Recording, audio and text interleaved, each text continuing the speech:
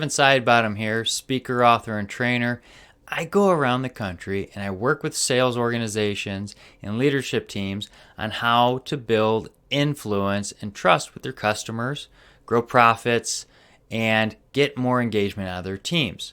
Today, let's talk about what builds trust in your teams. That's right. We're going to focus on how we get the team together and grow. We're going to give you a few tips and what you really need to focus on if you're going to grow trust in your team. Okay? So let's jump into that. The first thing I always tell people is we have to be intentional. We have to be intentional here and here to be focused outward towards those other people. Need to be constantly learning about those people. So when I first got into sales, it was, hey, you got to build rapport with people fast. And you need to look around their office, find something that has common ground. Well, rapport actually is a lot deeper than that. And I learned that in Dale Carnegie's training, and it was very helpful. But the main aspect is being intentional. So how do we be intentional with people? Well, it's a constant focus on learning something new about them at every interaction. It's not just about walking up to somebody saying, hey, I need X, Y, and Z done by today. Well, people can do that, but only short term because you have power or leverage over them. But we really want to make sure that people understand that we value them and that we care about them. Now, Ramsey Solutions does a fantastic job. Their team leaders actually are intentional and know what's going on with their team members' lives.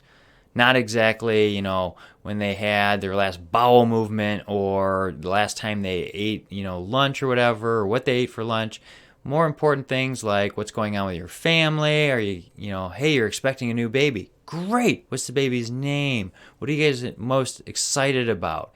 And when the timing is, so that way they could work the team around to help support that member when they're out. Because, when there's a new baby, you're going to have some struggles. I always call it the sleep deprivation training or the Navy SEAL training, which you don't get any sleep, but you still have to function. And you sit there and go and learn about the team members of what it is going on. Maybe someone that's near and dear to them just passed away, unfortunately, or suddenly. Well, that's devastating to the team, and it's going to affect their performance. But now if they know that the team cares and their sales manager or their team leader knows, they're going to trust you to say, hey, here's what's going on in my life. When they open up, now it's not just a black and white thing, well, your sales are down. It's a, wow, how can we help you right now so that way you can still function and we can still grow as an organization?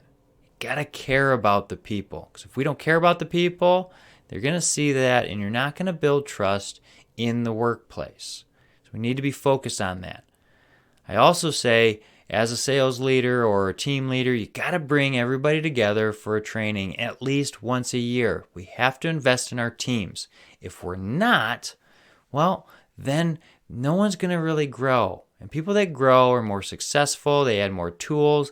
And when you bring people together in these team environments for trainings, well, guess what happens?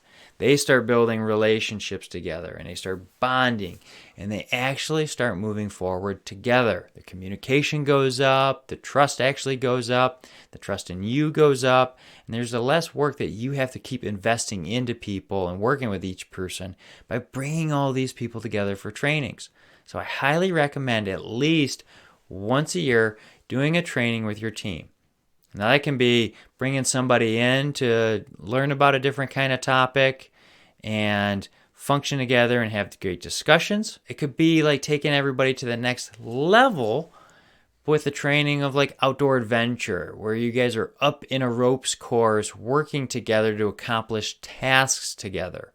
Now, you don't have to be up in the air and doing that if everybody's scared of heights, but you can do other team events that actually build trust. But I highly recommend that. When I was in college, that was one of the programs I actually worked on, where we had big companies like Ford and all these other big organizations come in and we were training their teams on how to build trust and work together.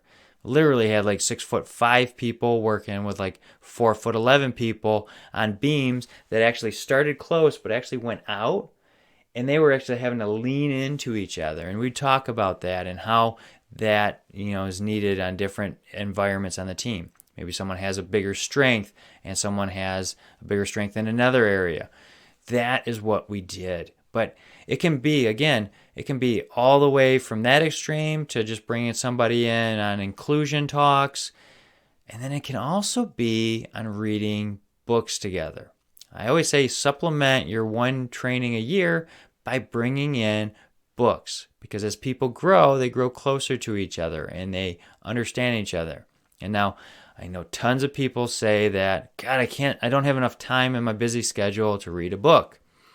Well, here's how I've read 12 books a year, and that is by reading 10 pages a day. That's right. I can read 10 pages a day, and I'm a slow reader, but in 10 minutes to 20 minutes, I can read 10 pages of a book, and in 30 days, I typically have a 300-page book read. Well, most business books are less than 300 pages, so you can talk about those books, and we can have weekly discussions, like 5-minute weekly discussions, anybody's topics, because as you're learning about these different topics, you're taking that tool and you're putting it in your toolbox, and it's going to help you grow. And as people grow, they grow together, right? You're constantly wanting to grow the team and put value in the team. By being the team leader, if you do this, you'll actually grow more as a team, more trust, and more influence. So if you have any questions, feel free to reach out. My contact information is below. If this video was helpful, share it with somebody else on the team or somebody else you know in business that this might benefit, who might have some issues. That's what I'm here to do, is help people.